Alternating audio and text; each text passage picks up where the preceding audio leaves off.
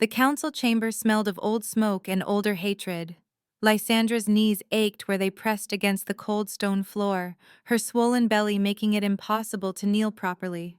She hunched forward, one hand protectively cradling the swell of life beneath her heart, the other braced against the ground to keep from toppling over.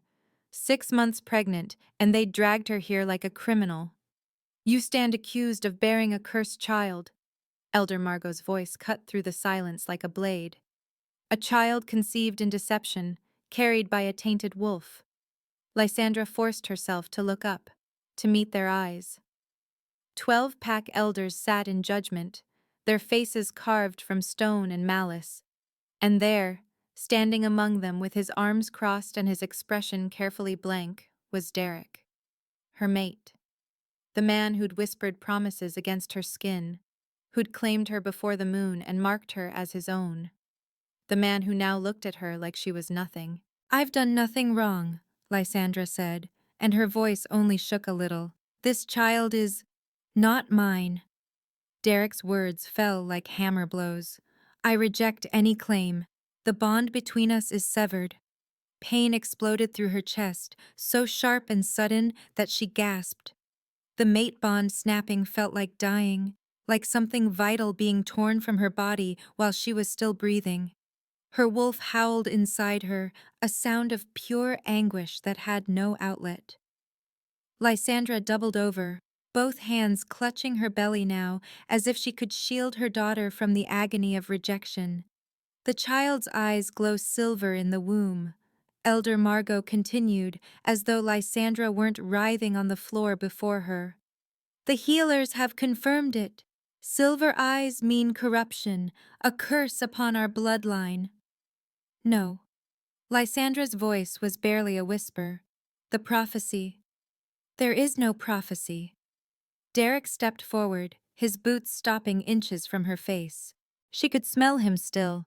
Pine and earth, the scent that had once meant safety. Now it made her stomach turn. "Only your desperate lies. You've dishonored this pack, dishonored me. Whatever you're carrying, it isn't mine to claim." Lysandra wanted to scream at him, to rage and tear and make him see the truth. But she was so tired. Her body ached with exhaustion. Her wolf was a broken thing inside her. And the baby, her daughter, her precious girl, kicked frantically as if sensing the danger closing in around them. "The council has reached its decision." Elder Margot rose and the other elders followed. In her hand, she held an iron brand, its tip glowing red-hot even in the dim light.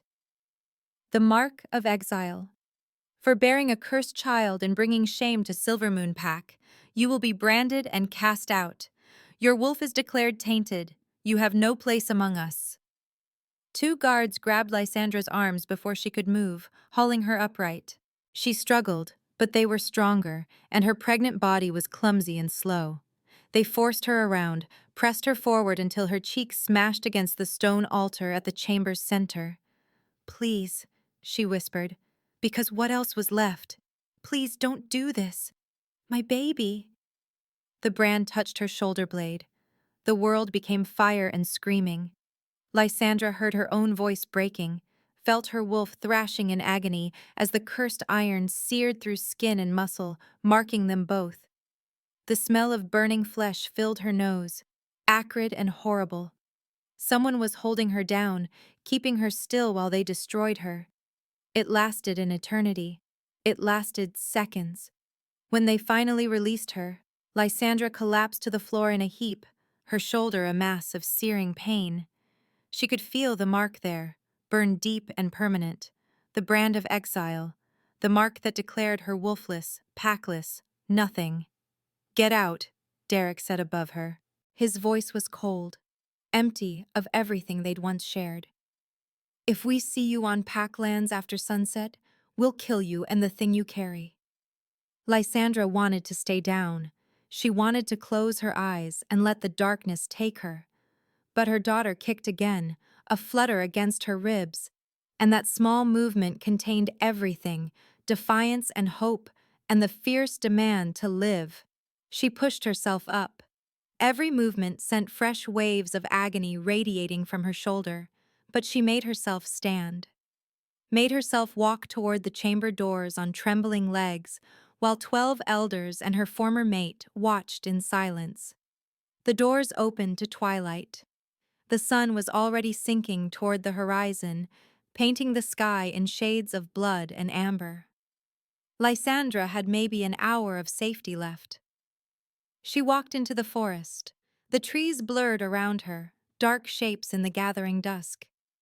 Lysandra stumbled over roots and stones, her vision swimming with pain and exhaustion. Blood soaked through the thin dress they'd left her in, sticky and warm down her back. The brand pulsed with every heartbeat, a constant reminder of everything she'd lost. Her wolf was silent, not dead. She could still feel that flicker of presence deep inside, but wounded beyond anything Lysandra had imagined possible. The bond with Derek severing had been agony. The branding had been worse. Together, they'd nearly shattered her completely. But she kept moving, because stopping meant dying, and dying meant her daughter died too. The border between Silvermoon territory and the unclaimed wilderness was marked by a creek, its water running swift and cold over smooth stones. Lysandra had played here as a child, back when the world was simple and safe. Now she knelt at its edge, the water reflecting her face back at her. She barely recognized herself. Her eyes were hollow, her skin pale as death, her dark hair matted with sweat and tears. And on her shoulder, visible even in the fading light, was the brand. A circle broken by 3 slashes, the mark of exile. Lysandra dipped her hand in the creek, brought the cold water to her lips. It tasted of minerals and ice, sharp and clean. She drank until her stomach cramped, then carefully washed the blood from her arms and face. The wound on her shoulder she didn't dare touch. It was bad. Probably infected already from the filthy iron they'd used. She needed a healer, she needed shelter, she needed... A contraction seized her abdomen, sudden and brutal. No, not now. It was too early. She was only 6 months along. The baby couldn't come yet. Couldn't... The pain passed after several seconds, leaving Lysandra gasping on her hands and knees beside the creek. False labor, maybe. Stress. Her body reacting to the trauma of the branding and rejection. She forced herself to breathe slowly, to calm her racing heart. "Hold on," she whispered, one hand pressed to her belly. "Just hold on, sweet girl. We're going to be okay. We're going to survive this." But the words felt hollow even as she spoke them. Where could they go? What pack would take in a branded wolf carrying a cursed child? She had no money, no supplies, no allies. The wilderness stretched around her in all directions, vast and indifferent to her suffering. Lysandra pushed herself upright again, swaying dangerously. She had to keep moving. Had to put distance between herself and Silvermoon before full dark fell. They'd said they'd kill her if they found her here, and she believed them. The pack she'd been born into, raised by, loved with her whole heart, they'd burn her to ash without hesitation. She crossed the creek, the cold water shocking against her bare feet, and entered the unclaimed lands beyond. The forest grew denser here, the trees older and wilder. No pack maintained these woods, which meant they were dangerous in ways that went beyond simple predators. Rogues traveled through here sometimes, wolves without packs or codes or mercy. Other things too, in the deepest parts. Things that hadn't been seen in generations but still lived in pack stories. Warnings passed from elder to pup. Lysandra tried not to think about that. She focused on putting one foot in front of the other, on breathing through the pain, on staying conscious despite the blood loss and exhaustion dragging at her limbs. She didn't know how long she walked. Time became meaningless, measured only in steps and heartbeats, and the gradual fading of light from the sky. The moon rose, nearly full, its silver light filtering through the canopy above. Lysandra had always loved the moon. Now its light seemed to mock her, illuminating her stumbling flight through the darkness. Her foot caught on a root, and she went down hard. The impact drove the air from her lungs, sent fresh agony shooting through her branded shoulder. Lysandra lay there in the dirt and dead leaves, too tired to move, and for the first time she let herself cry. She cried for everything she'd lost: her pack, her mate, her home, the life she'd imagined for herself and her daughter, the future that had been stolen by fear and superstition and cruelty. She cried until her throat was raw and her eyes were swollen, and there was nothing left inside her but a hollow ache. The baby kicked. Lysandra opened her eyes. Through the blur of tears, she could see lights in the distance. Not firelight or moonlight, electric lights, steady and bright and impossible out here in the wilderness. She blinked, wondering if she was hallucinating. But no, the lights remained, maybe half a mile ahead through the trees. A building of some kind. A settlement. Hope sparked in her chest, fragile and desperate. Lysandra made herself move. She crawled at first, her body too weak to stand, dragging herself forward through the undergrowth. Then she managed to get her knees under her, then her feet. Every movement was agony, but she kept going. Toward the lights, toward whatever slim chance at survival they represented. The trees thinned. Lysandra stumbled out of the forest and stopped, swaying. Before her stretched a clearing, and beyond that, a massive stone wall that had to be at least 15 feet high. Watchtowers rose at regular intervals, lights blazing from their tops, and carved into the wall itself, above a pair of iron gates, was a symbol she recognized from pack histories. A crown surrounded by a full moon. She'd reached the royal territory, the Alpha King's lands. Lysandra took 3 more steps forward before her legs finally gave out. She collapsed in the tall grass at the forest's edge, the lights from the wall swimming before her eyes. Somewhere behind her, she heard movement, footsteps, voices calling out in alarm, but she was beyond caring. Darkness closed in around her vision, narrowing to a pinpoint of light, then nothing at all. The first thing Lysandra became aware of was warmth. Not the feverish heat of infection, but genuine warmth, enveloping her body like an embrace. The second thing was softness beneath her, so different from the cold ground she'd collapsed on. The third was a scent, rich and intoxicating, cedar and frost, and something wild that made her wolf stir for the first time since the branding. She opened her eyes. A face hovered above hers, backlit by soft lamplight. Strong features, sharp cheekbones, a mouth that might have been carved from stone, and eyes, God's, his eyes. They were the color of winter steel, piercing and intense, focused on her with such concentrated attention that Lysandra forgot to breathe. "You're safe," he said, and his voice was deep, rumbling through her like distant thunder. "Don't try to move." Lysandra's wolf surged forward suddenly, desperately, pressing against her consciousness with an urgency she hadn't felt since before the branding. Mate, mate, mate. No, that was impossible. She'd had a mate, and he'd rejected her, and the bond was severed. There couldn't be. But her wolf knew, and as Lysandra stared up into those steel-gray eyes, she felt it too. The pull, the recognition, the sense of something clicking into place deep in her soul, like a key turning in a lock she hadn't known existed. The man's eyes widened slightly, as if he felt it too. His hand, which had been hovering near her shoulder, slowly dropped to rest beside her on the bed. She was on an actual bed, and his fingers curled into the blankets like he was fighting not to reach for her. "What happened to you?" His voice had gone rough, edged with something that might have been rage. "Who did this?"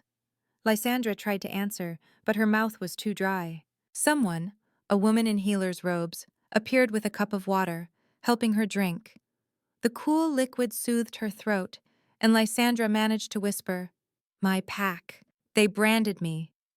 The temperature in the room seemed to drop 10 degrees. The man's face went utterly still, blank in the way that preceded violence. "They branded you while pregnant." It wasn't a question, but Lysandra nodded anyway. She could feel tears starting again, hot and humiliating. My mate rejected me. They said my baby was cursed. I didn't know where else to go. She shouldn't be telling him this. He was a stranger, and she was weak, and she'd learned too well what happened when you trusted the wrong person. But something about him made the words spill out, made her want to collapse into his strength and let him carry the weight she'd been bearing alone. The man's jaw clenched. He looked away, seemed to be wrestling with something internal. When he looked back, his eyes had changed. There was a glow to them now, an amber light that spoke of his wolf rising close to the surface. "I'm Callum," he said quietly. "Alpha King of the Royal Territory. You're in my personal estate. My healers are going to take care of you and your child." He paused, then added with careful emphasis, "No one will hurt you here. I swear it." Lysandra wanted to believe him, but she'd believed Derek's promises too, and look where that had led. As if sensing her doubt, Callum leaned forward slightly. Not close enough to crowd her, but close enough that she could feel the heat radiating from his body. "I know you have no reason to trust me, but I'm asking you to try. Whatever pack did this to you, they'll answer for it. I promise you that." The healer cleared her throat delicately. "Your Majesty, I need to examine her injuries properly. The brand is infected, and there's risk to the child from the trauma and blood loss." Callum's eyes flashed amber again, his wolf clearly unhappy at the idea of leaving. But he nodded and stood, towering over the bed at what had to be 6.5 feet of pure muscle and controlled power. "Save them both," he said to the healer, "whatever it takes." Then he looked down at Lysandra one more time. "What's your name?" "Lysandra," she whispered. Something in his expression softened almost imperceptibly. "Lysandra," he repeated, and the way he said it made it sound like something precious. "Rest. I'll be right outside if you need anything." He left then, though Lysandra could see how much it cost him to walk away. The bond, their bond, new and fragile and impossible, stretched between them like a silver thread, pulling her toward him even as exhaustion dragged her down. The healer began working on her shoulder, and Lysandra let herself drift, clinging to two things: the life fluttering beneath her heart, and the memory of steel-gray eyes promising safety she hadn't dared to hope for. Outside the door, in the hallway beyond, she heard voices, Callum's deep rumble, and another man responding. "She's your mate, isn't she?" the other man said, wonder in his tone. "After all these years?" Yes, just one word, but it carried absolute certainty. "Marcus, find out everything about her pack. Names, territory, who gave the order to brand her. I want it all. What are you planning?" A pause, heavy with promised violence. "War," Callum said softly. "If they're lucky." Lysandra closed her eyes and let darkness take her again. But this time, for the first time in months, it didn't feel like falling. It felt like being caught. The days blurred together in a haze of healing and careful distance. Lysandra's body mended slowly under Elena's attentive care, the brand on her shoulder scabbing over, the infection receding, her strength gradually returning. But the wounds that ran deeper, the ones carved into her spirit by rejection and betrayal, those remained raw and bleeding. Callum came every day. He arrived in the mornings, just after dawn, carrying books he thought she might enjoy. Historical texts about the old packs, poetry collections bound in soft leather, novels about far-off places she'd never seen. He never assumed what she'd want, never pushed. He simply placed them on the table beside her bed and asked if there was anything she needed. Lysandra watched him with wary eyes, waiting for the facade to crack, waiting for him to demand something in return for his kindness, waiting for the moment he'd look at her swollen belly and the brand on her shoulder and decide she wasn't worth the trouble after all. But that moment never came. "You don't have to keep doing this," she said one morning, a week into her recovery. She was sitting up in bed, one of the poetry books open in her lap, though she'd been staring at the same page for 20 minutes without reading a word. Callum looked up from where he'd been adjusting the curtains to let in more light. The sun caught in his dark hair, turning it almost silver at the edges. Doing what? Visiting. Bringing me things. Pretending you. She stopped, swallowing hard. I'm not your responsibility. Something flickered in those steel-gray eyes, something that might have been hurt quickly buried beneath careful neutrality. I don't pretend anything, Lysandra, and you're not a responsibility. He crossed to the chair beside her bed, the one he'd occupied for hours at a time over the past week, and sat down slowly, giving her time to object. You're my mate. The words hung between them, heavy with implications neither of them had fully voiced. Lysandra's wolf stirred at the claim, pressing forward with desperate eagerness, but Lysandra herself flinched back, her fingers tightening on the book until her knuckles went white. I had a mate, she whispered. Look where that got me. Callum's jaw clenched. She'd noticed he did that whenever Derek was mentioned, his whole body going tense as though physically restraining himself from violence. He was a fool who didn't deserve you. He called my daughter cursed, said I was tainted. The words spilled out before she could stop them, bitter and poisonous. What if he was right? What if there's something wrong with me, something broken that will— Stop! Callum's voice cut through her spiral, firm but not harsh. He leaned forward, elbows on his knees, his gaze locked on hers with unsettling intensity. There is nothing wrong with you, nothing broken, nothing cursed. Your former pack feared what they didn't understand, and they lashed out like cowards. His hands curled into fists. They will answer for what they did to you, I swear it. Lysandra wanted to believe him. Gods, she wanted it so badly it ached. But trust was a bridge that had been burned to ash, and she didn't know how to build it again. She looked down at her belly, at the swell of life that had cost her everything. Her daughter moved beneath her touch, a gentle flutter that never failed to make her breath catch. The elders said her eyes glow silver, that it's a sign of corruption, or a sign of something far greater than they could comprehend. Callum's voice had gone soft, almost reverent. May I? It took Lysandra a moment to realize what he was asking. He'd extended his hand, palm up, waiting for permission, not demanding, not taking, just asking. Slowly, her heart hammering against her ribs, Lysandra nodded. Callum's hand settled over her belly with exquisite gentleness, his palm warm through the thin fabric of her nightgown. His fingers spread wide, cradling the swell of her pregnancy as though it were something precious and fragile. As though she were something precious and fragile. The baby kicked, a solid thump against his palm. The expression that crossed Callum's face stole what little breath Lysandra had left. Wonder. Pure, unfiltered wonder mixed with something tender and fierce. His eyes flashed amber for just a moment, his wolf surging forward in recognition. She's strong, he murmured. I can feel her. She's already a fighter. Tears burned in Lysandra's eyes. You're not afraid? That she might really be cursed, that— I'm terrified. Callum's admission was so unexpected that Lysandra's words died in her throat. He looked up at her, and for the first time she saw past the Alpha King, past the carefully maintained control, to the man beneath.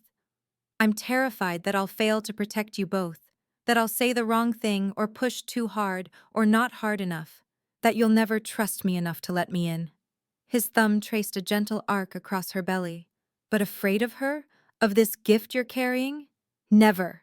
Lysandra's wolf keened, throwing herself against the walls Lysandra had built around her heart. Mate. He's ours. Let him in, please. But the scars Derek had left ran too deep. I don't know how, she whispered. I don't know how to trust again. Callum's hand withdrew from her belly, and the loss of his touch felt like something vital being taken away. But he didn't go far. He reached for her hand instead, his fingers intertwining with hers. and the mate bond hummed between them like a plucked string. Then don't, he said simply. Not yet. Not until you're ready. I can wait, Lysandra. I've waited decades to find you. I can wait however long it takes for you to feel safe. The tears spilled over then, tracking hot paths down her cheeks. Because no one had ever offered her that before. No one had ever given her time, given her choice, given her the space to heal at her own pace. Derek had claimed her the moment she turned 18, had pushed and demanded and taken until there was nothing left of the girl she'd been. Callum just sat there, holding her hand while she cried, his thumb stroking gentle circles across her knuckles. He didn't try to fix it or tell her everything would be fine. He just stayed. When the tears finally subsided, Lysandra found herself asking, "Why? Why what? Why are you being so patient? You're the Alpha King. You could just claim me. Force the bond. I couldn't stop you." The words tasted like ash, but they needed to be said.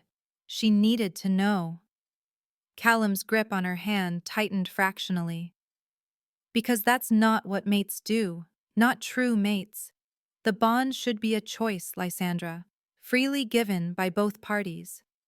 His eyes met hers, steady and sure. I want you to choose me because you want to, not because you're afraid or desperate or have no other options. You deserve that much. You deserve everything. Something in Lysandra's chest cracked open, just a little, just enough to let in the smallest sliver of light. 2 weeks passed in careful increments of trust. Elena pronounced Lysandra well enough to leave her room, and Callum showed her the gardens. They were breathtaking in a way that made Lysandra's throat tight with emotion. Roses climbed trellises in shades of red and white and deep purple. Jasmine perfumed the air with sweetness. A fountain burbled in the center, the water crystal clear and sparkling in the afternoon sun. Stone pathways wound between carefully tended beds of flowers, whose names Lysandra didn't know, but whose beauty needed no introduction. My mother planted most of these, Callum said as they walked slowly along the paths, his hand hovering near her elbow in case she stumbled, but not quite touching. She said a kingdom of warriors needed beauty to remember what they were fighting for. She sounds wise. Lysandra paused beside a bush heavy with white blooms, their petals edged in the palest pink. Is she... She died 20 years ago. A rogue attack on the northern border. Callum's voice went flat, emotionless in the way that meant the wound still ached. My father followed her 6 months later. The healers said it was his heart, but I knew better. He couldn't survive without his mate.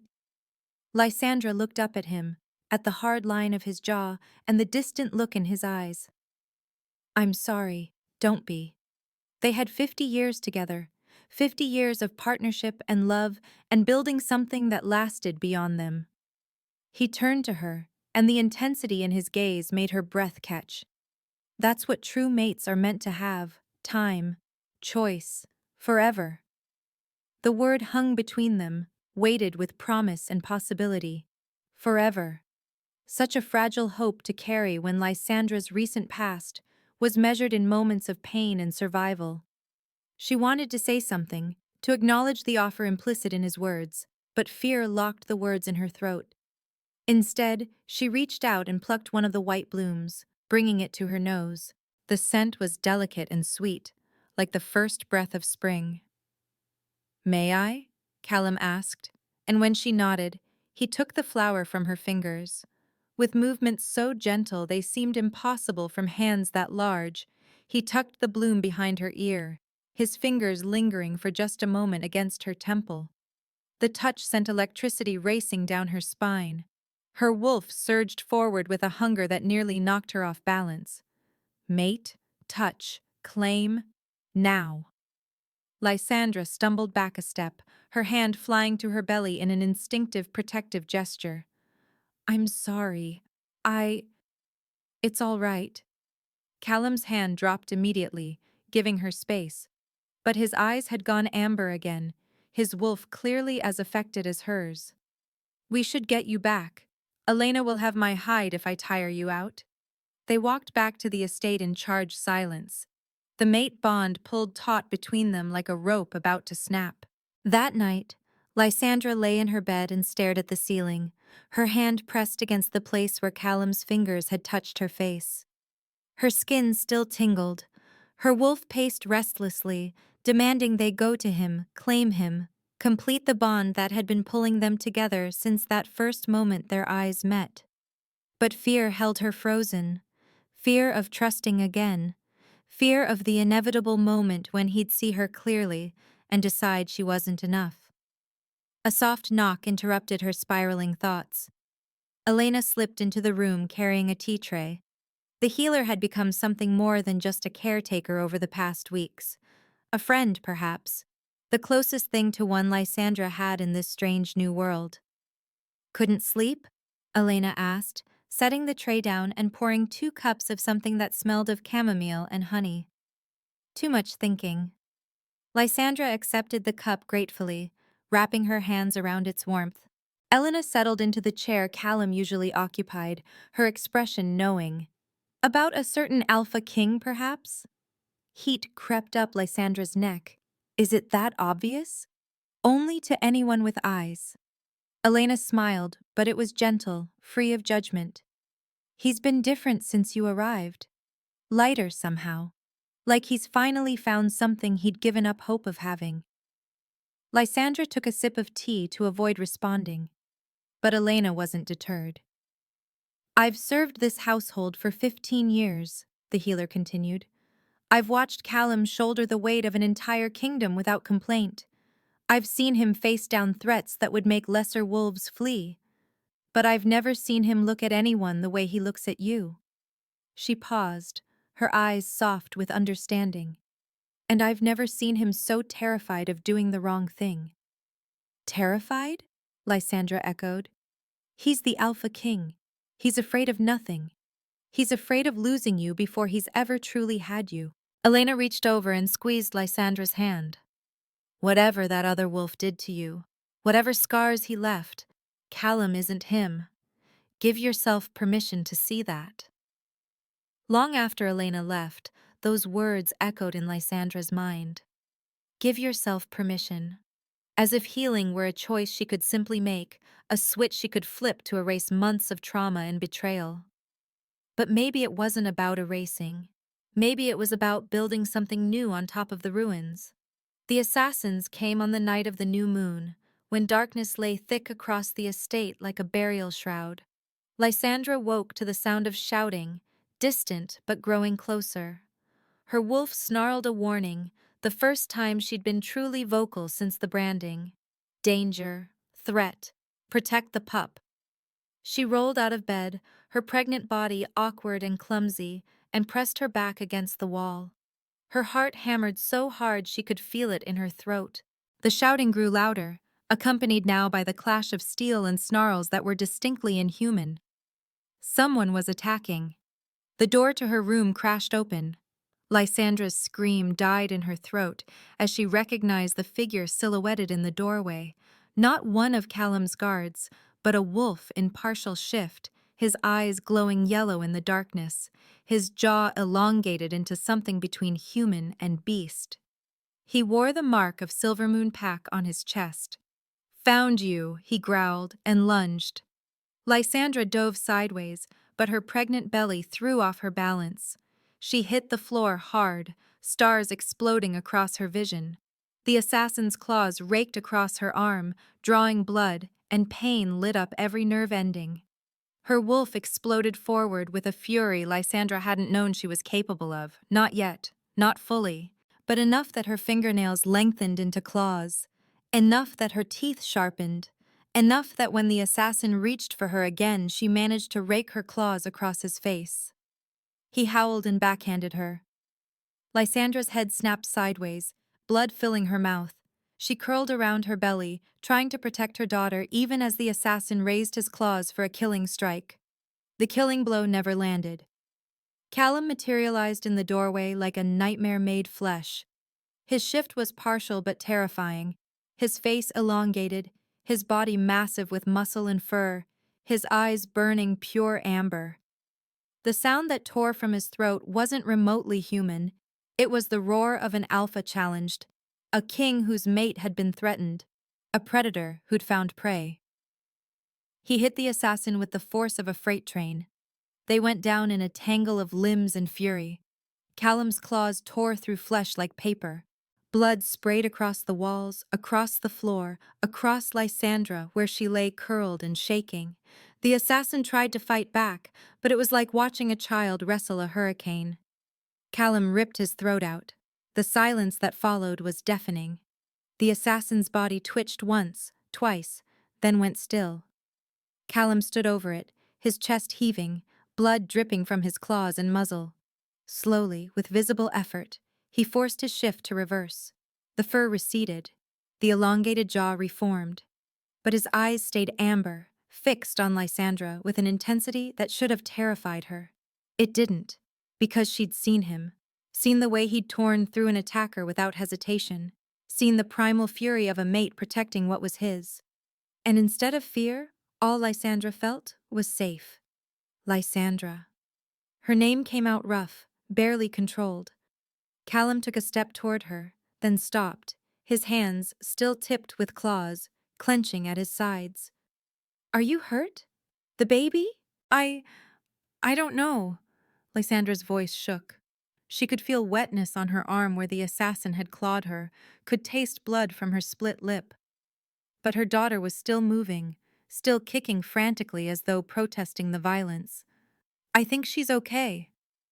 Elena appeared in the doorway, took one look at the carnage, and immediately moved to Lysandra's side. "Let me examine you. Your Majesty, perhaps you should—" "I'm not leaving." The words were absolute, allowing no argument. Marcus materialized behind Elena, his expression grim. Two more assassins in the garden, both dead. They came in over the east wall. His eyes flicked to the body on Lysandra's floor. Silver moon pack markings, all three of them. Something in Callum's expression went from fury to ice-cold calculation. "How many guards did we lose? One injured, none dead. Your orders to increase patrols after her arrival saved lives. Not enough." Callum's claws finally retracted, but his hands stayed fisted. They never should have gotten this far. Elena helped Lysandra onto the bed, examining her injuries with quick efficiency. The claw marks on her arm were shallow, but would need treatment. The split lip was minor. And the baby? Elena pressed her hands against Lysandra's belly, her expression concentrating, then finally relaxed. "The child is fine. Strong heartbeat, active movement. The stress isn't ideal, but she's resilient." The relief that flooded through Lysandra made her dizzy. She looked up to find Callum watching her with such raw emotion that it stole her breath. In that moment, his careful control was gone, stripped away by violence and fear. What remained was pure need, the need to protect, to claim, to ensure nothing could ever threaten her again. "Marcus." Callum's voice came out lethal and soft. "Assemble the council, dawn meeting, no exceptions. Your Majesty, Silver Moon Pack sent assassins to murder my mate and her unborn child." The words fell like executioner's blades. "That's an act of war. I'm declaring them traitors to the crown." A shocked silence filled the room. Pack wars were rare in modern times, costly and bloody affairs that could destabilize entire regions. For the Alpha King to declare one was unprecedented. "Callum," Lysandra whispered, "you don't have to." He was beside her in an instant, kneeling so they were eye level. Blood still stained his skin, and his eyes still burned amber, but when he reached for her hand his touch was achingly gentle. "They branded you, rejected you, cast you out to die, and now they've tried to murder you in your own bed." His jaw clenched, a muscle jumping beneath the skin. "They've made their choice. Now they'll face the consequences." Lysandra should have objected, should have told him it wasn't worth the cost, that she wasn't worth starting a war over. But the words wouldn't come. Because deep down, in a place she'd been afraid to acknowledge, His fury on her behalf felt like vindication, felt like justice, felt like someone finally caring enough to fight back. "I'm moving you to the chambers adjoining mine," Callum continued. "Personal guards posted at every entrance, no exceptions. If they want to reach you again, they'll have to go through me." His thumb stroked across her knuckles, the gesture at odds with the violence in his voice. "And I promise you, Lysandra, no one will ever hurt you again." It was a promise no one could guarantee. Lysandra knew that. But looking into his eyes, seeing the absolute conviction there, she found herself believing him anyway. The new chambers were 3 times the size of her previous room and decorated with a luxury Lysandra had never experienced. Thick carpets in deep burgundy covered the floors. Floor-to-ceiling windows overlooked the gardens, currently draped in heavy curtains for security. A massive bed dominated one wall, piled with pillows and blankets that looked softer than clouds. And through an adjoining door that Callum left conspicuously unlocked, she could see his own chambers beyond. "If you need anything, I'll hear you," he said, showing her the room with visible tension in his shoulders, as if he expected her to object to the proximity. Lysandra ran her hand along the doorframe, feeling the solid wood beneath her palm. She could smell him here, cedar and frost, stronger than anywhere else in the estate. Could feel their mate bond humming with awareness of how close he'd be while she slept. "Thank you," she said quietly. Callum nodded, starting to withdraw, but Lysandra's voice stopped him. "Callum." She waited until he turned back. "What you did tonight, protecting me. I..." The words tangled in her throat, years of trauma making vulnerability feel like exposure, but she forced them out anyway. "Thank you. For making me feel safe." Something in his expression cracked open. He took one step back into the room, then another, until he stood close enough that she had to tilt her head back to meet his eyes. "You are safe, Lysandra. As long as I draw breath, you and your daughter are safe." His hand lifted, hesitated, then gently cupped her face, his thumb tracing the bruise forming on her cheekbone where the assassin had struck her. "I swear it on my life, on my crown, on everything I am." Lysandra leaned into his touch despite herself, her eyes drifting closed. Her wolf purred with satisfaction, finally, getting the contact she'd been craving. This close, she could feel the heat radiating from his body, could sense the leashed power in his frame, could hear the slight catch in his breathing that said he was just as affected as she was. "I'm trying," she whispered, "to trust again, to believe this is real. It's real." Callum's other hand settled on her belly, cradling the swell of her pregnancy with that same exquisite gentleness. "This is real. You're real. And I'm not going anywhere." When he finally left, closing the adjoining door behind him but leaving it unlocked, Lysandra climbed into the enormous bed and pressed her hand against the brand on her shoulder. It had healed into a scar now, raised and permanent, a reminder of everything she'd survived. But lying here in the darkness, knowing Callum was just beyond that door, knowing he'd torn apart an assassin to protect her, knowing he'd declared war on her behalf, for the first time since the branding, Lysandra let herself hope that maybe, just maybe, she could survive this too. In the next room, she heard Callum moving around, the quiet sounds of him preparing for bed. Her wolf urged her to go to him, to cross that threshold and claim what was rightfully theirs. But Lysandra stayed where she was, one hand on her belly and the other clutching the blankets, breathing in his scent and letting it calm the fear that still lived in her bones. Small steps. That's what Elena had said. Small steps toward healing. Tonight, sleeping in chambers adjoining his, trusting him to keep her safe while she was vulnerable. That was a step. Maybe tomorrow she'd take another. One step at a time, she'd find her way back to herself. And maybe, if she was very lucky, she'd find her way to him too. Sleep proved elusive.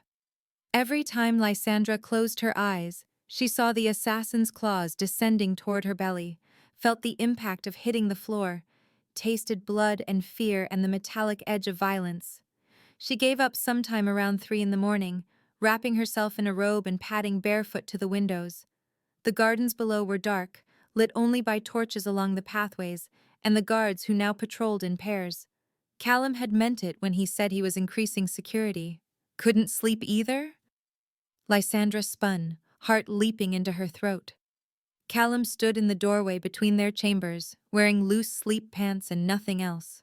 In the dim light, she could see the scars that marked his chest and abdomen, evidence of decades of battles fought and survived. He looked dangerous and beautiful and utterly exhausted. "I didn't mean to disturb you," Lysandra said. "You didn't." He crossed to stand beside her at the window, maintaining a careful foot of distance between them. "I've been awake since we moved you, listening to make sure you were all right. I can't stop seeing it." The attack. Her hand drifted to her belly protectively. What if he'd succeeded? What if... He didn't. Callum's voice was firm. "And no one else will. I've doubled the guard rotation, installed new wards on the walls, and Marcus is personally vetting every member of the household staff." He finally looked at her, his steel-gray eyes soft in the darkness. "They will not touch you again." Lysandra wanted to believe him. But the fear had its claws in deep, whispering that safety was an illusion, that she was foolish to trust, that everyone she loved would eventually hurt her. "How do you do it?" she asked suddenly. "How do you trust that people won't betray you? After everything you must have seen, all the threats you face, how do you let anyone close?" Callum was quiet for a long moment, his gaze distant. "I don't. Not usually. I have Marcus and a handful of guards I'd trust with my life. Everyone else is kept at arm's length." He turned to face her fully. "Until you. My wolf knew you were mine the moment I saw you bleeding and broken at my border. And every logical part of me that says I should be careful, should take my time, should protect myself, all of that disappears when I look at you." Lysandra's breath caught. "That's terrifying." "Yes," he agreed. "It is. Because you could destroy me, Lysandra. You have that power now whether you want it or not. One word from you and I'd tear the world apart. One rejection and I'd—" He stopped, his jaw clenching. "My father didn't die from a broken heart. He died because living without his mate was unbearable. I understand that now in a way I never did before." The confession hung between them, raw and honest. Lysandra should have stepped back, should have put distance between herself and this overwhelming intensity. Instead, she found herself reaching for him, her palm pressing flat against his chest, feeling his heart hammering beneath her touch. "I'm not going to reject you," she whispered. I'm scared. Of how much I already feel for you. Of how much it will hurt if you change your mind." Callum's hand covered hers, holding it against his heart. "Then let me prove it to you. However long it takes, whatever you need, let me show you that this is real, that I'm not him, that I will never be him." Lysandra looked up at him, at the fierce determination in his eyes, and felt something in her chest shift, not breaking, but opening, like a door she'd locked tight slowly creaking ajar, letting in light she'd been sure would burn her. "I want to show you something," Callum said quietly. "Will you come with me?"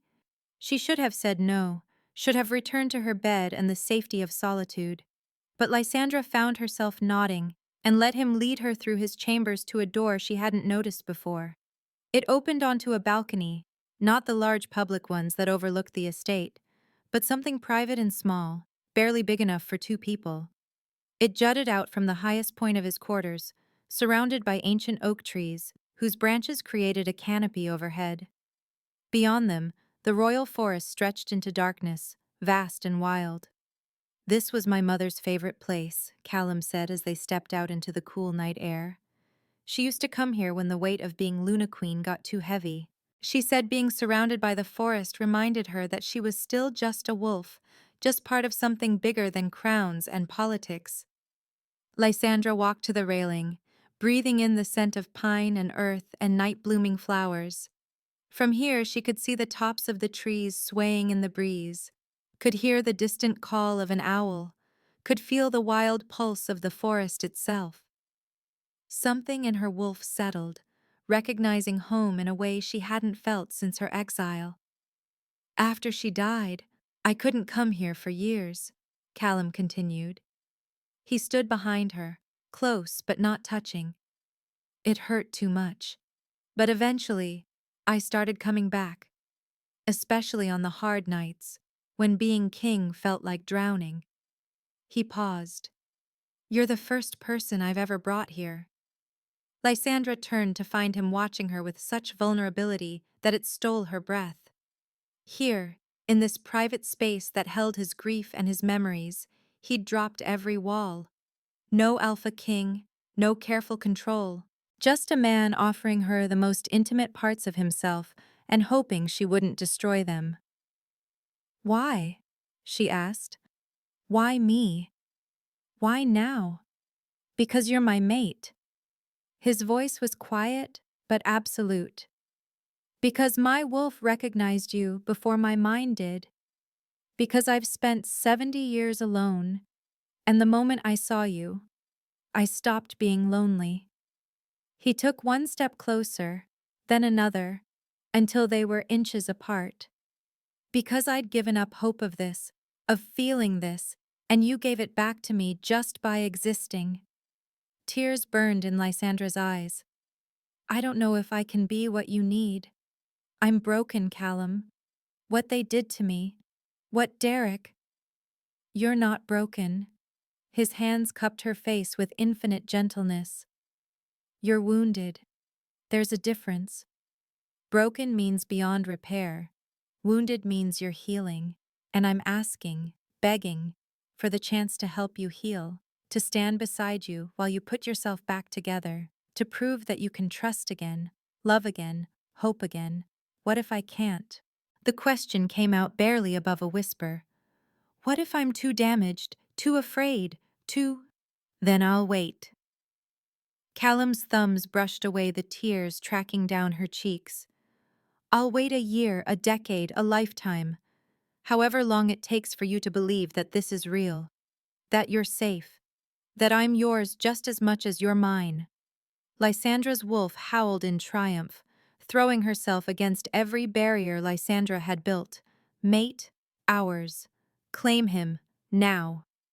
And maybe it was the adrenaline still coursing through her from the attack. Maybe it was the exhaustion making her defenses fragile. Maybe it was simply that she was tired of being afraid, tired of letting Derek's cruelty dictate her future. Or maybe it was just that Callum was offering her everything she'd ever wanted and never believed she could have. I feel it too, she admitted, the words tumbling out in a rush. The bond.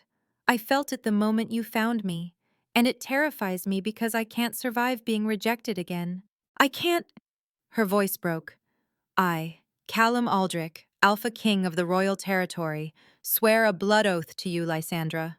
His voice rang with formal power, the words of an oath as old as pack law itself. I will never reject you. I will never abandon you. I will never harm you or allow harm to come to you. Your enemies are my enemies. Your pain is my pain. Your child is my child. His eyes flashed amber. I claim you as my mate before the moon and the wild, and I swear on my blood and my crown that this oath is unbreakable. Magic crackled through the air, the weight of pack law settling around them like chains forged from starlight. A blood oath couldn't be broken without the death of the one who swore it. By speaking those words, Callum had bound himself to her more securely than any ceremony, any mark, any tradition. He'd given her the ultimate power over him, the power to destroy him simply by existing and being harmed. Why? Lysandra asked again, but this time the question was different. This time she was asking why he'd tie himself so irrevocably to someone damaged and afraid, someone carrying another's child, someone branded and exiled and marked as tainted. Because you're worth it, Callum said simply. Because your daughter is worth it. Because the moment I saw you, My wolf knew what my heart is just now understanding, that I've been waiting my whole life for you. And then, with a gentleness that seemed impossible from hands that had torn apart an assassin hours earlier, Callum lowered his mouth to hers. The kiss was soft at first, questioning, giving her time to pull away, to reject him, to flee back to safety. But Lysandra had spent months running from her fear.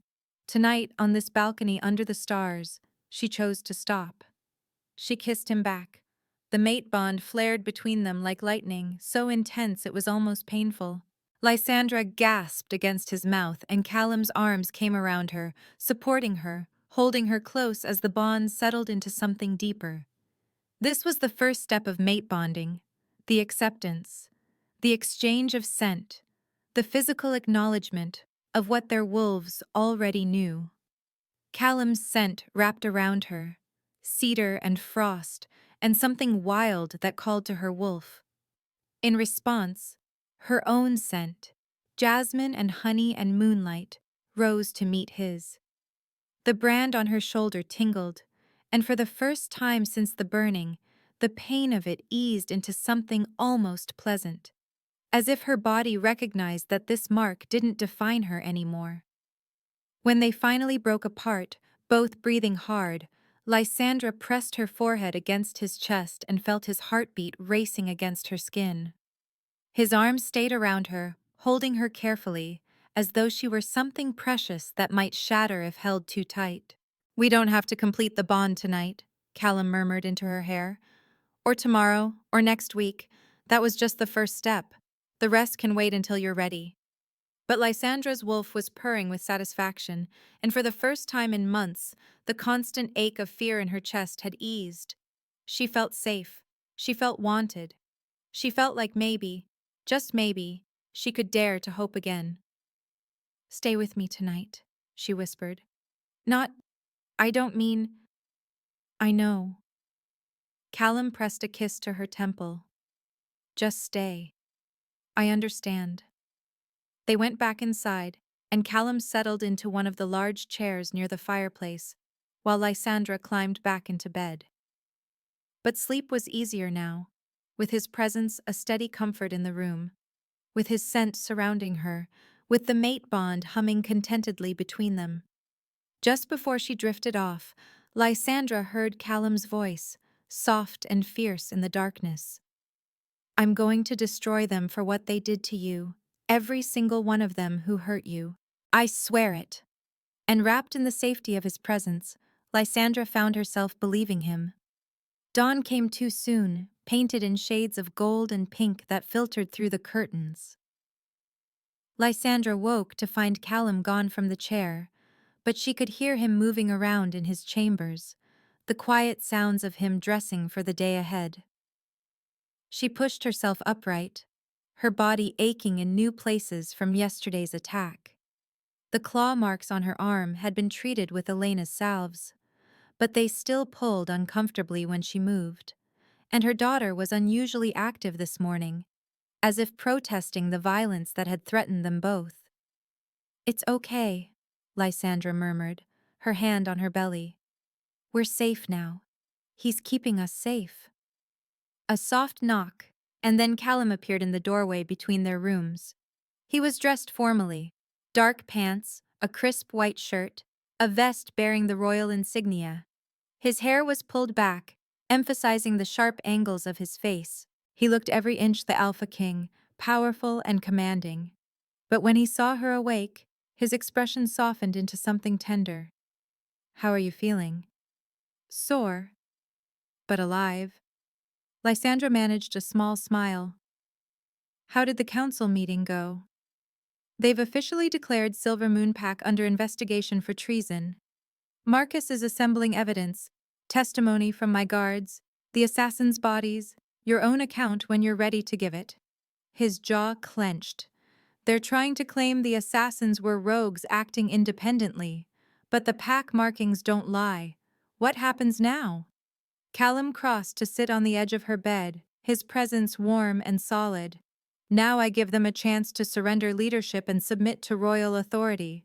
If they refuse, then we go to war."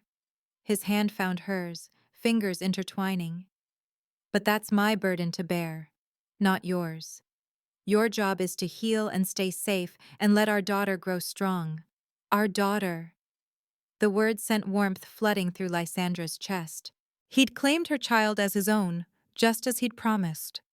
I want to give my testimony, she said. I want them to know what they did. I want... Her voice caught. I want justice. For her, if not for me. You'll have it. Callum's eyes flashed amber. I swear it. They sat in comfortable silence for a moment, hands linked, the mate bond humming between them. Outside, Lysandra could hear the estate coming to life. Guards changing shifts, servants starting their morning routines, the distant sound of horses in the stables. Normal sounds, safe sounds, home sounds. When had this started feeling like home? I should let you rest, Callum said, but he didn't move to leave. Elena wants to examine you again this afternoon. Make sure the stress hasn't affected the baby, and I've arranged for your meals to be brought here with guards posted. Callum. Lysandra squeezed his hand. I trust you. You don't have to explain every security measure. I know you're keeping us safe. The expression that crossed his face was pure relief, as if he'd been waiting to hear those words. You trust me? I'm trying to. She brought their joined hands to rest against her belly, where their daughter was still doing acrobatics. That's enough for now, isn't it? It's everything. Callum's voice was rough with emotion. He stayed long enough to feel the baby kick against his palm, long enough for that smile of pure wonder to cross his face again, and then finally forced himself to leave for the day's duties.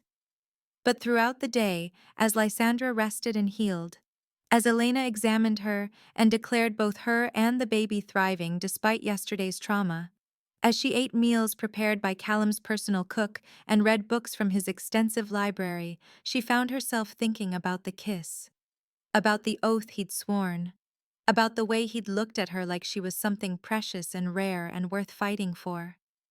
Derek had never looked at her like that. Derek had taken and demanded and expected her to simply be grateful he'd chosen her at all. But Callum offered instead of taking, waited instead of demanding, cherished instead of claiming. Maybe that was what true mates were supposed to be. Not the person who owned you, but the person who chose you again and again, until choosing became as natural as breathing. As the sun set and Callum returned from his meetings, still dressed in formal attire but looking exhausted, Lysandra made a decision. Teach me about the mate bond, she said as he settled into the chair near her bed, having clearly planned to spend another night watching over her. All of it. Everything I need to know. Callum's eyes widened slightly. Are you sure? I'm sure I want to understand what's happening between us, what it means, what comes next. She met his gaze steadily. I'm not saying I'm ready for all of it, but I'm ready to learn.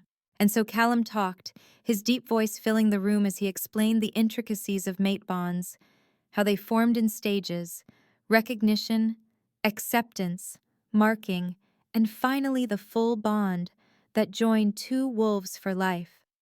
How each stage could be taken slowly, given time to settle before moving to the next. How breaking a mate bond, once fully formed, meant death for both parties. That's why my father died, he said quietly. The bond was complete. 50 years of being joined at the soul. When my mother was killed, part of him died with her. The rest just followed.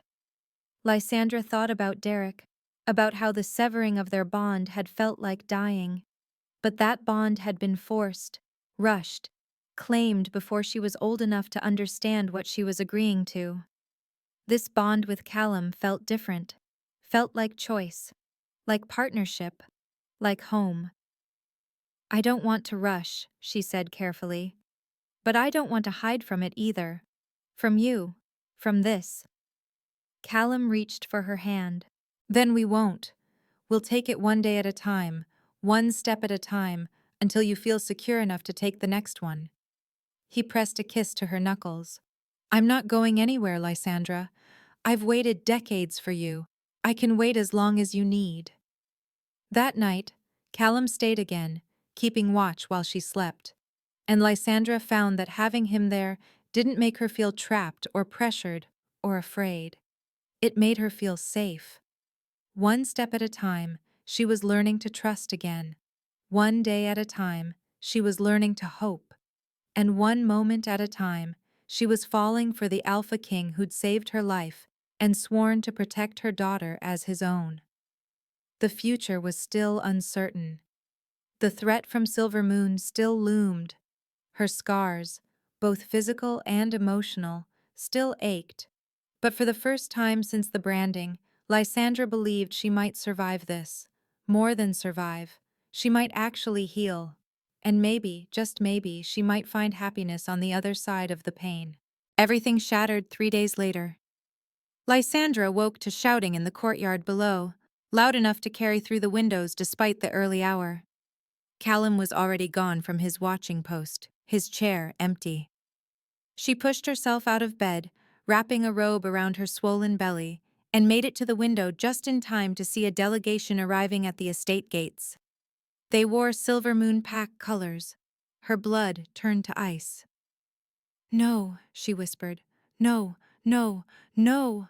Elena rushed in moments later, her expression grim. "Don't panic.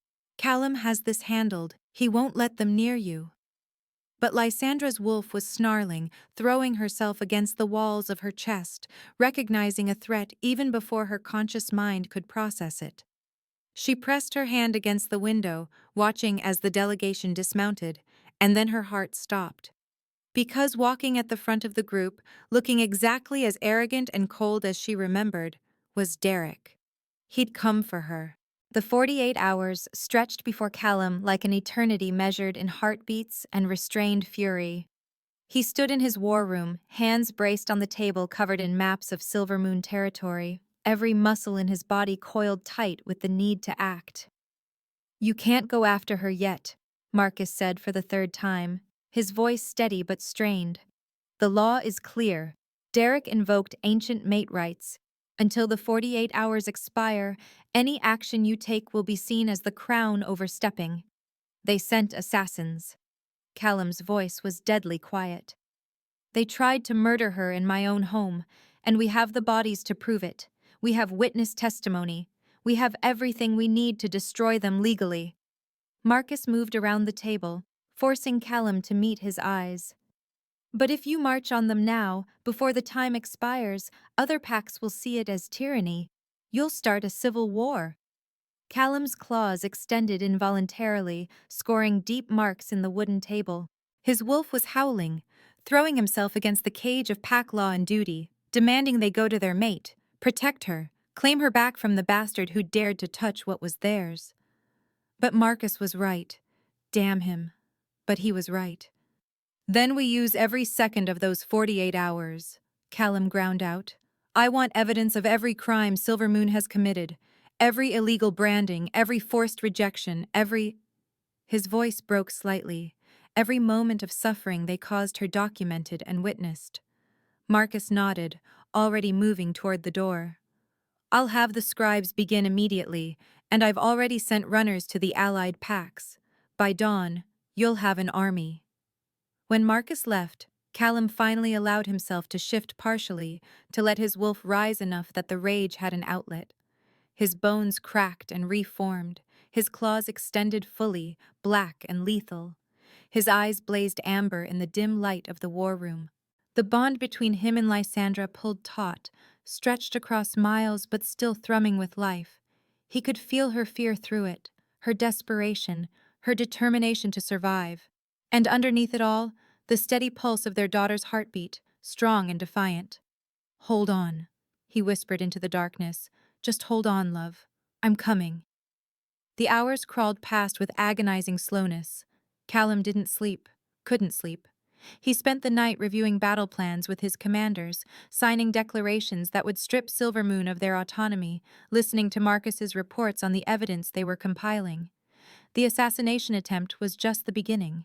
Once Marcus started digging, he found years of corruption, forced matings, illegal brandings of wolves deemed unsuitable, pack members who'd disappeared after questioning the elders' decisions, a pattern of cruelty and abuse that made Callum's blood boil. And Derek had been at the center of it all. He rejected 3 mates before Lysandra, Marcus reported as dawn approached, all of them branded and exiled. 2 died in the wilderness. The third made it to neutral territory but lost her mind from the bond breaking. Callum's claws dug into his palms hard enough to draw blood. He knew exactly what he was doing to her. Yes. And the elders supported him every time. They have some twisted belief that silver-eyed children are abominations, that any wolf who carries one is tainted. Marcus's expression was grim. They were never going to let Lysandra or her child live. The words settled over Callum like a death sentence. Not for him, for them. For every member of Silver Moon who'd participated in this cruelty, who'd stood by and watched a pregnant wolf be branded and cast out to die. They would all answer for it. The first rays of sunlight broke over the horizon, painting the sky in shades of blood and gold. The 48 hours had expired. "Assemble the warriors," Callum commanded, his voice carrying the weight of absolute authority.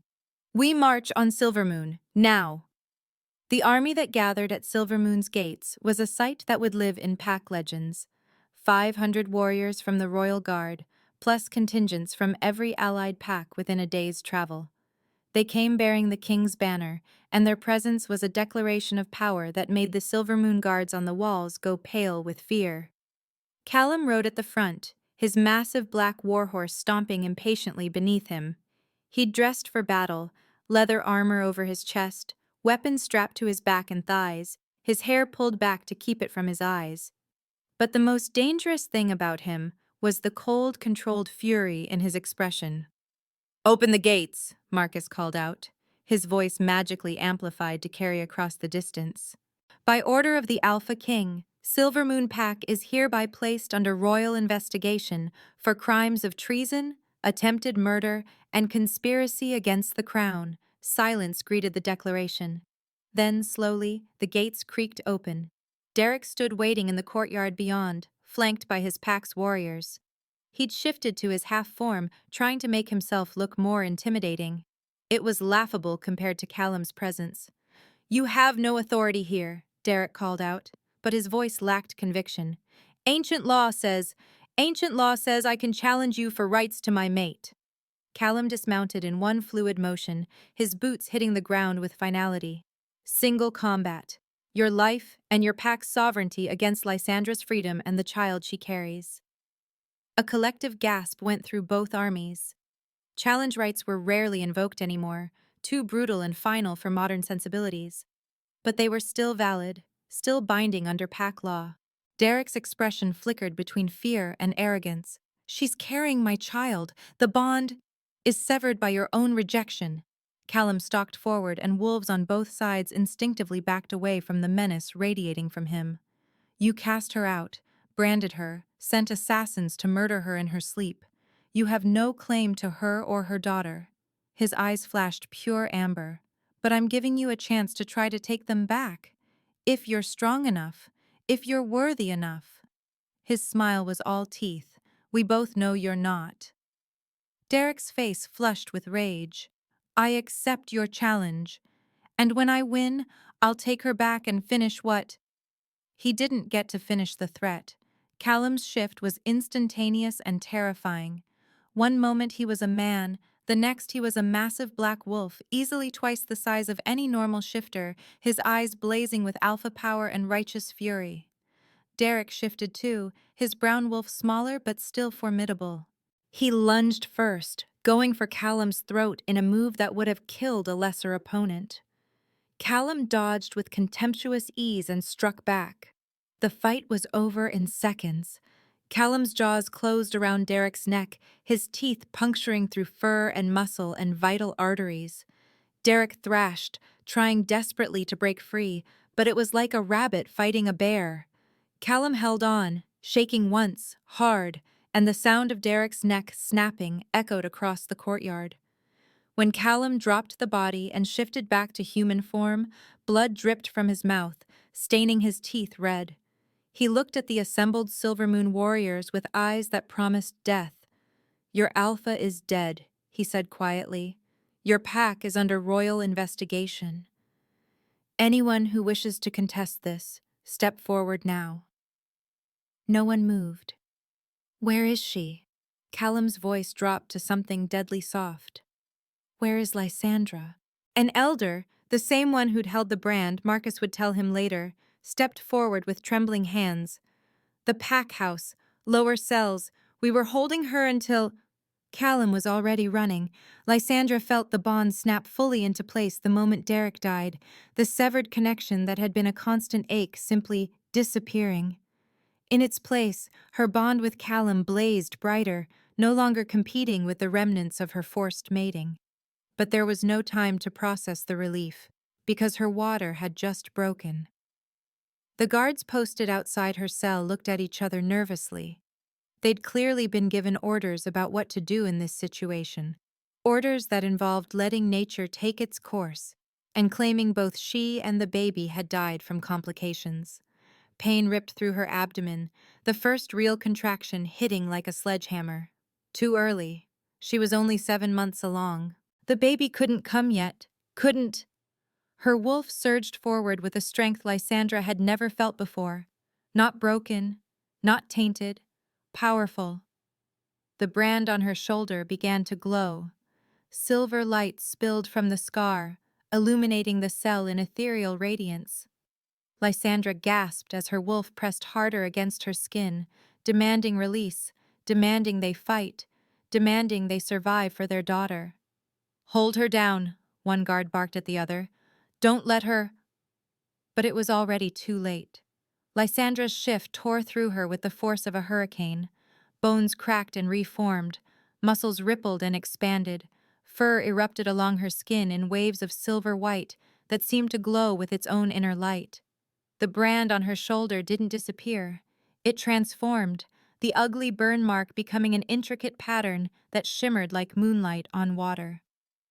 Where there had been a broken, pregnant woman, now stood a wolf. Not just any wolf. A massive silver she-wolf with eyes that blazed the color of molten silver, the color of the prophecy, the color of power that predated pack law and modern politics. Her wolf form was larger than it should have been, larger than any female wolf had a right to be, crackling with a magic that made the air itself feel charged. The guards stumbled backward, terror plain on their faces.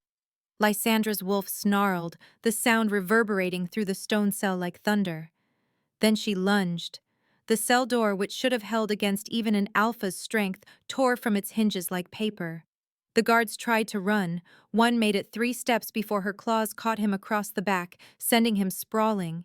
The other pulled a silver knife, fool, and tried to stab her. She caught his wrist in her jaws and crushed it. More guards appeared in the corridor, drawn by the commotion. But Lysandra's wolf was beyond caring about numbers or odds or anything, except getting out, getting to safety, protecting the daughter who even now was fighting to be born. She tore through them like a force of nature, claws raked across flesh. Teeth found throats and limbs and anything that got in her way. Blood painted the walls in arterial sprays. And through it all, Lysandra's wolf felt no remorse, no hesitation. Only the primal, overwhelming need to survive. She burst out into the courtyard to find it filled with warriors bearing the royal guard insignia. For a moment, she froze, confusion cutting through the battle haze. Then she saw him. Callum stood in the center of the courtyard, blood still staining his mouth, his eyes locked on her with an expression of pure awe. Their eyes met across the space, and everything else fell away. Lysandra's wolf knew him, recognized him, claimed him as thoroughly as she claimed her next breath. She moved toward him without conscious thought, her massive paws eating up the distance between them. The warriors parted like water, giving her space, giving him space. The entire courtyard held its breath as the silver wolf approached their king. Callum didn't move, didn't speak. He just watched her come, his eyes blazing amber, his wolf rising to meet hers in recognition and reverence and raw need. When she reached him, Lysandra's wolf did something she'd never done for Derek, never done for any other alpha. She lowered her massive head and bowed, acknowledging him as her alpha, her mate, her equal in power, and her superior in honor. Callum's hand settled on her head, his fingers tangling in her silver fur. "I've got you," he murmured, his voice rough with emotion. "I've got you, love. You're safe now." Another contraction hit, strong enough that Lysandra's wolf whimpered. Her legs trembled, threatening to give out. "Marcus!" Callum's voice carried absolute authority. "Get the healers here now. She's in labor." Everything became chaos and motion. Healers appeared with supplies. Marcus organized warriors to clear a space, and Callum stayed beside her, his hand never leaving her fur, his presence an anchor while her body tried to tear itself apart. "You need to shift back," Elena's voice cut through the haze of pain. "The baby can't be born while you're in wolf form. Lysandra, can you hear me? You need to shift back." But Lysandra's wolf was terrified that shifting back meant becoming vulnerable again, becoming weak. The guards had tried to kill them. Shifting meant defenseless. "I won't let anything happen to you," Callum said quietly, kneeling so they were eye level. "I swear it on my life, on my crown, on everything I am. Shift back, and I'll keep you both safe. Trust me, trust." That fragile, precious thing she'd been learning to build again. Lysandra's wolf looked into those steel-gray eyes and made a choice. The shift back was agony. Her muscles screamed in protest, her bones grinding as they reformed. And then she was human again, naked and vulnerable, and racked with contractions that stole her breath. Callum caught her as she collapsed, cradling her against his chest. "I've got you," he repeated, and this time it was a promise, a vow, a declaration of absolute protection. "You're going to be fine. Our daughter is going to be fine. I swear it." The birth happened in what had once been the pack house's ceremonial chamber, now hastily converted into a makeshift delivery room. Callum refused to leave Lysandra's side despite Elena's protests about proper protocol. He held her through every contraction, let her crush his hand until bones ground together, murmured encouragement when she was sure she couldn't survive another moment. "She's crowning," Elena announced, her voice tight with concentration. "One more push, Lysandra. Just one more." Lysandra screamed, bearing down with everything she had left, and felt her daughter slide free into the world. For one terrifying moment, there was only silence. Then, a cry, strong and lusty and full of outrage at being ejected from her warm cocoon. "She's perfect," Elena breathed, wonder coloring her voice. "Look at her eyes." Lysandra forced herself to focus through the exhaustion, and her breath caught. Her daughter's eyes were open, impossibly alert for a newborn, and they glowed silver. True silver, like moonlight captured in physical form, pulsing gently with each breath. "The prophecy," someone whispered. An ancient voice spoke from the doorway. "May I enter?" Callum growled low in his throat, but an elderly woman shuffled in regardless. She wore robes marked with symbols older than the current pack system, her face lined with centuries of wisdom. "The prophecy keeper. The child born with silver eyes shall unite the fractured packs," she intoned, her gaze fixed on the baby in Elena's arms. "But only if raised by true mates whose bond cannot be broken, whose love cannot be tainted, whose strength comes from unity rather than domination." She turned to Lysandra, and her expression softened. "You were never cursed, child. You were tested. Those who failed you revealed their unworthiness to witness the prophecy's fulfillment." Tears streamed down Lysandra's face as Elena placed her daughter in her arms. The baby, so tiny, so perfect, nuzzled against her breast, seeking comfort and warmth. "What's her name?" Callum asked softly, his hand gentle on the baby's head, his eyes full of wonder. "Celine," Lysandra whispered. "Her name is Celine." They returned to the royal estate as the moon rose full and bright overhead. Lysandra recovered in Callum's chambers. their chambers now, with Celine sleeping peacefully in a cradle beside the bed. The bond, Callum said quietly as midnight approached. We've taken the first steps, but if you want to complete it, the full moon is tonight. The magic will be strongest. Lysandra looked at her daughter, at the silver eyes that had finally closed in sleep. She thought about everything that had brought them here, the pain and the betrayal and the journey from broken to whole. And she thought about the man who'd saved her life, who'd claimed her daughter as his own, who'd waited patiently for her to heal enough to trust again. Yes, she said simply. Callum's eyes blazed amber. Are you sure? There's no going back once it's complete. I know. Lysandra stood, wincing slightly at the lingering aches from giving birth. I don't want to go back. I want to move forward, with you, with her, with our family. The mate bond ceremony was ancient, predating written pack law. They stood on Callum's private balcony under the full moon, the forest spread out below them and the stars wheeling overhead. Callum marked her first, his canines extending as he bit down gently on the junction between her neck and shoulder.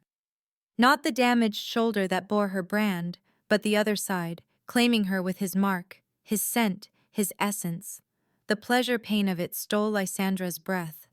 Magic flooded through the bond, silver and gold light twining together in her mind's eye. Then she marked him in return, her own canines finding purchase on his neck, tasting his blood and his power and everything he was offering her. The bond snapped into place completely, utterly, irrevocably.